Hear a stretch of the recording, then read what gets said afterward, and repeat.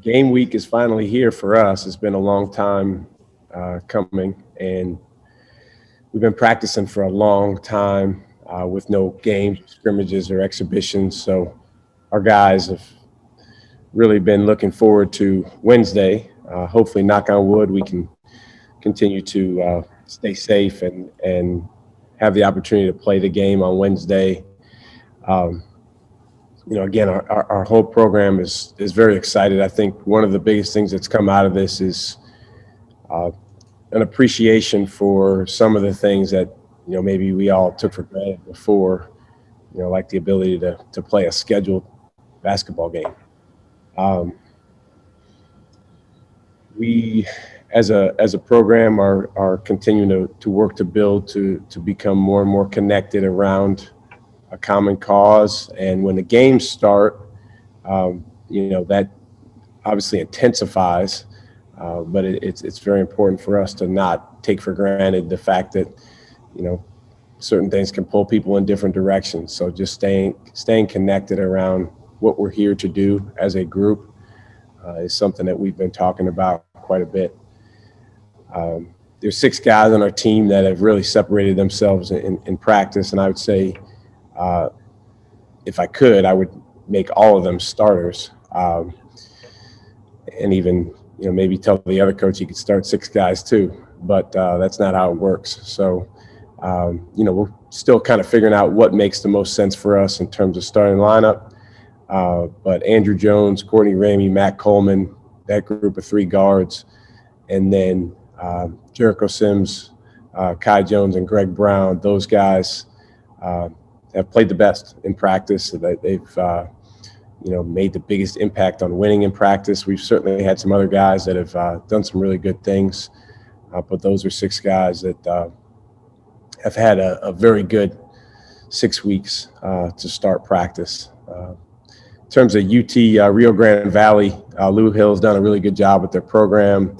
They've just got some unique things about their team that make them really dangerous. Number one, they're the only team in the country with no freshmen. So they're an older team. They, I think, returned 13 guys from last year. They won 8 out of their last 10 games last year, finished second in their league. They also have 2 guys on their roster that were Defensive Player of the Year. One is their best player, number 14, Levi, who's a very, very quick electric guard.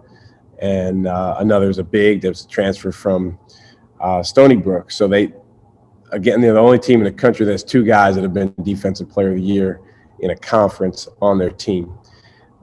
It's important for us to prepare the right way. We tell our guys all the time, every game is an us game, which means it's more about us than about the opponent. That being said, we have to have an understanding for what each opponent does well and try to take those things away. So it's Monday today. We got 2 more days of preparation, and then excited about Wednesday at 7 o'clock. Roger Wallace, you're up first. If you can unmute yourself and please ask. Hey, Shaka. As a coach, all openers, there's got to be a sense of wonder, curiosity, anxious, but is it even more so because you haven't had those close scrimmages, you haven't had an exhibition, it's just been you guys in the gym? Are you and the staff just kind of curious to what you'll see Wednesday night? Absolutely. You add to that, Raj, the fact that certain things, logistically will be different, just because of the times that we're in. So, things like our bench, the alignment of our bench, where everyone's sitting, how the timeouts work. Coaches are supposed to wear masks, and, being able to effectively communicate with that. So it's certainly, exciting going into Wednesday, but it's also, there's a lot of things that, you try to think through and be prepared for, but we have to be ready to adjust. It's like everything else in this time. I think flexibility and adaptability are as important as any attribute you can have. And can I get a follow-up? Just Raj, great questions as you want. Great example is Baylor. I mean, talk about, disappointment right out of the gates, what they're going through. Do you prepare your guys for that? We talked to Andrew and Matt. They seem to have a pretty good feel for having to be flexible, but, just the hard reality of what you guys could be facing. Well, unfortunately, you see that around the country, and we've seen that with some football games, and now you're starting to see it with basketball games. We talk all the time just about controlling what we can control, but understanding that there are certain things out of our control that we have to be ready to adapt to. I actually talked to Scott Drew yesterday, and he said he's feeling fine, so that's good. But you just, with these sorts of things, you don't know exactly what's going to happen. You have to, as a team, just take one day at a time, and that's what we're doing.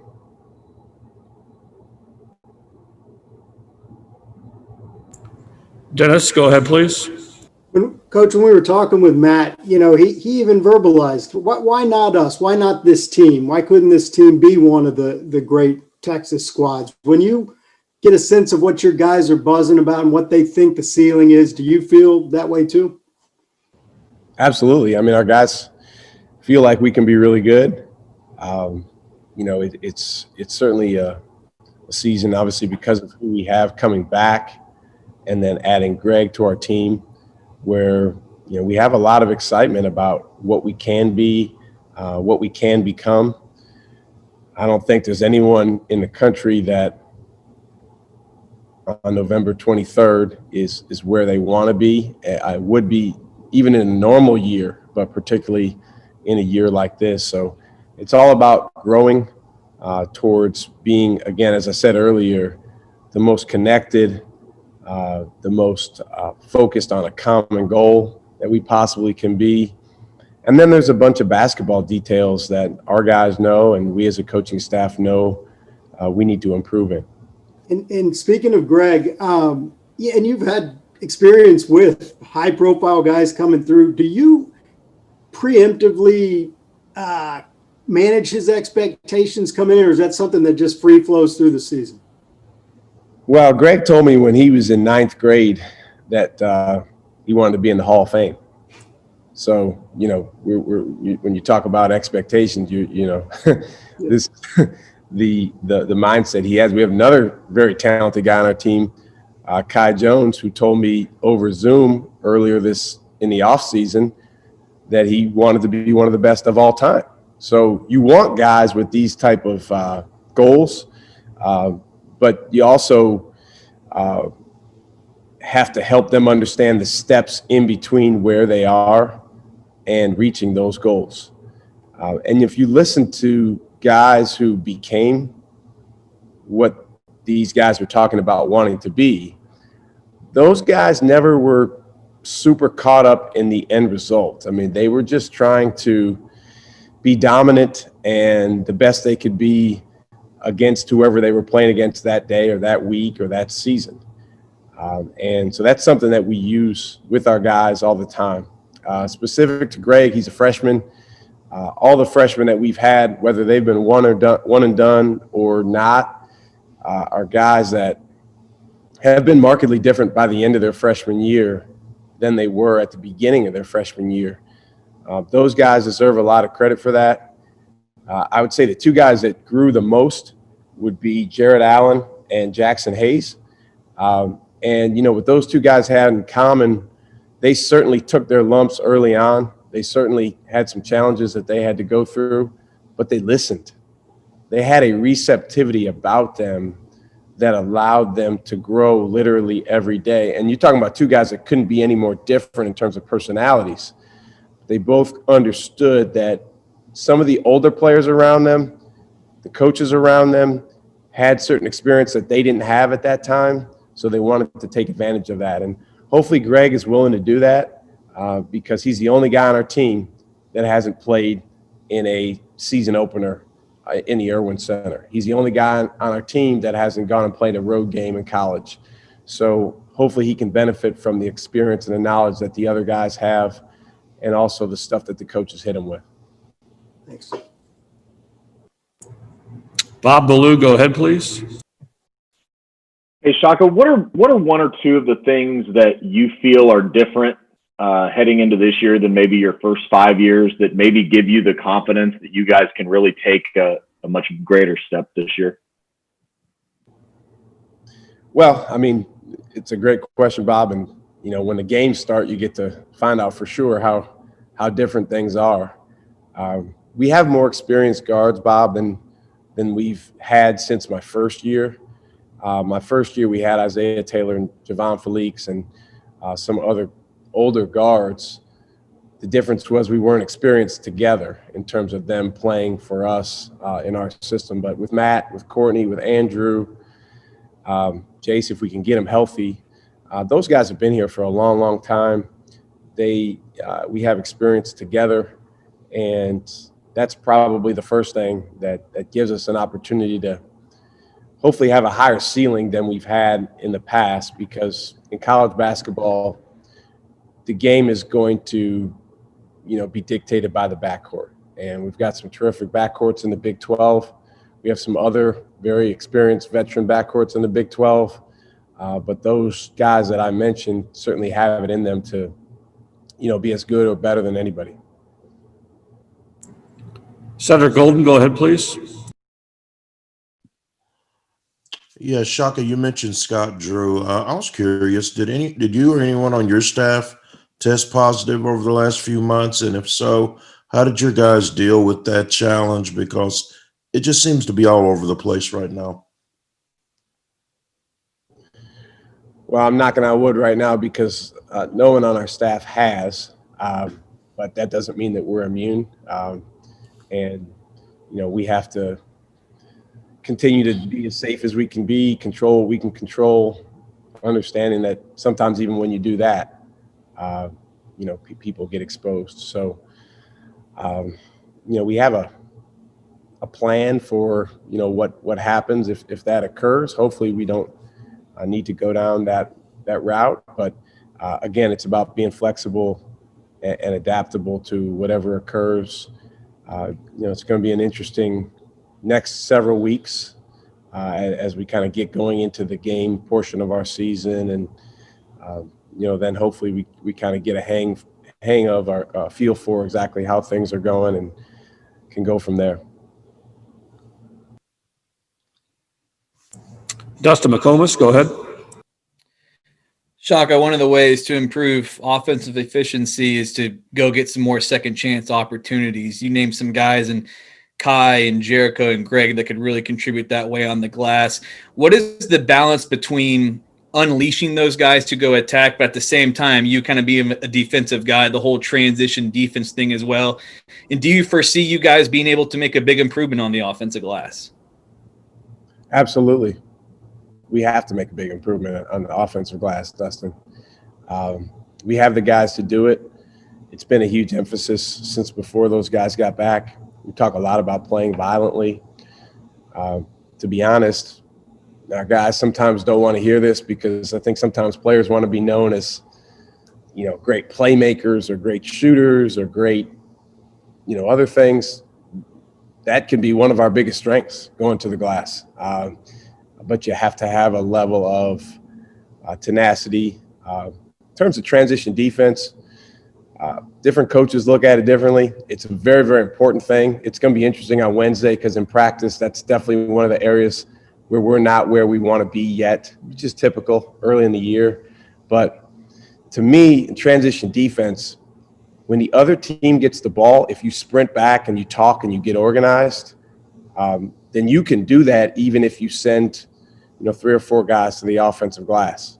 I don't think it has to necessarily be either or. Now, certainly some teams have gone all in on when they shoot, they just get everybody back. And I get that approach, but we're not doing that. Because of our personnel, it makes all the sense in the world for those guys to go to the glass and, try to go get us extra shots. And as a follow-up, I know you have 6 guys right now that are really standing out.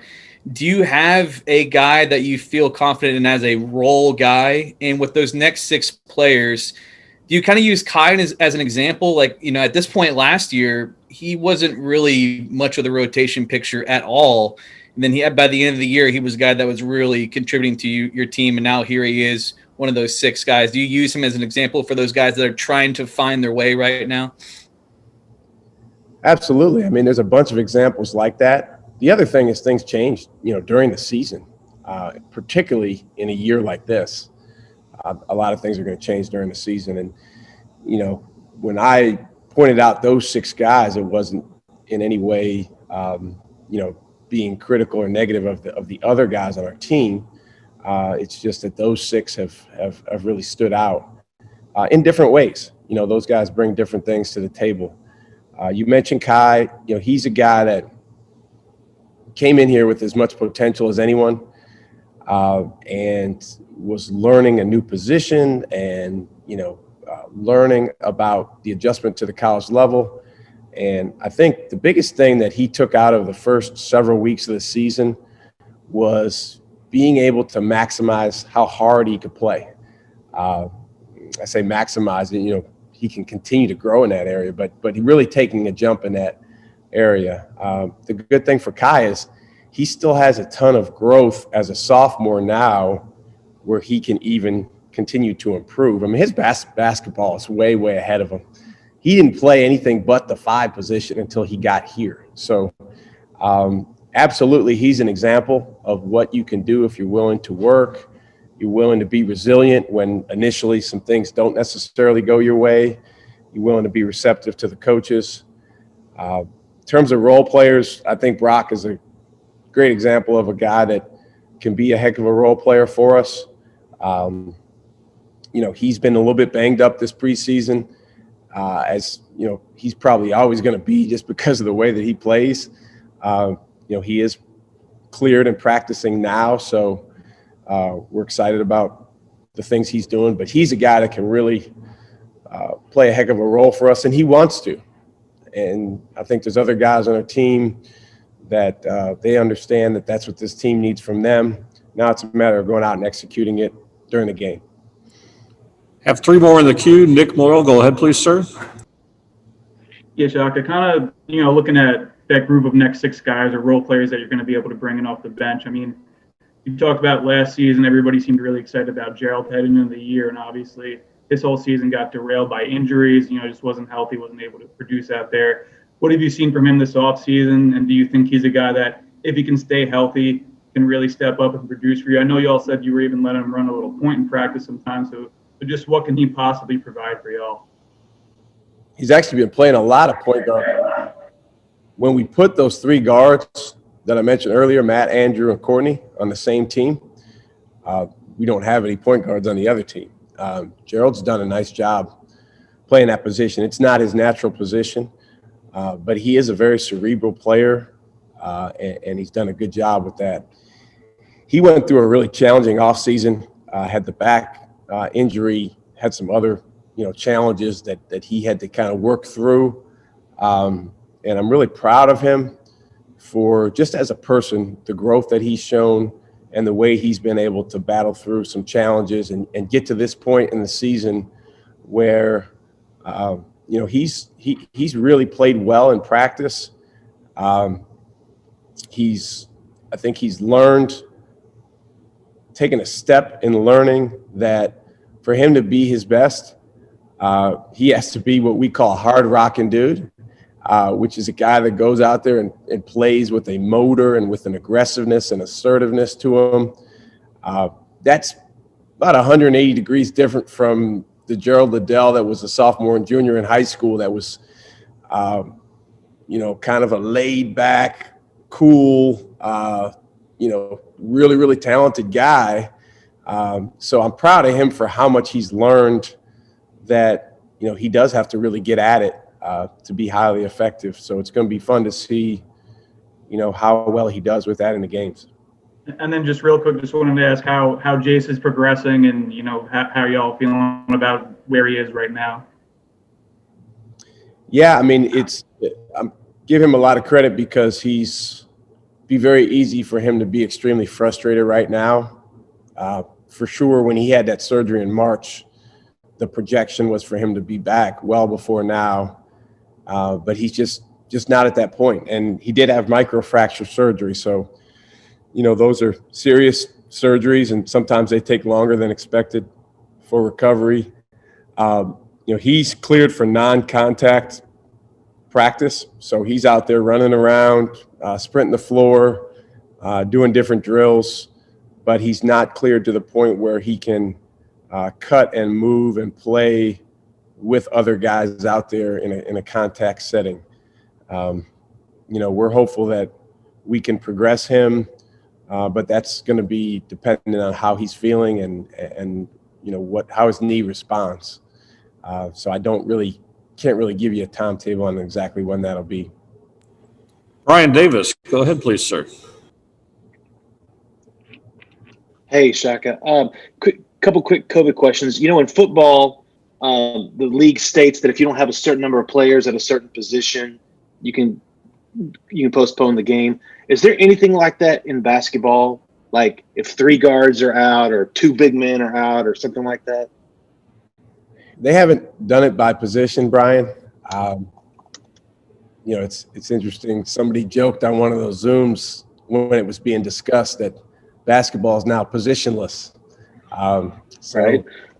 I think it's just a certain number of players, but it's not dependent on position. Okay. And is there and I guess that's my question, is that how is that determined? Because if contract tracing is wiping out one whole team, how has it been explained to you if 1 or 2 guys maybe test positive, whether it's a false positive or whatever? How does that determine whether or not you guys will play?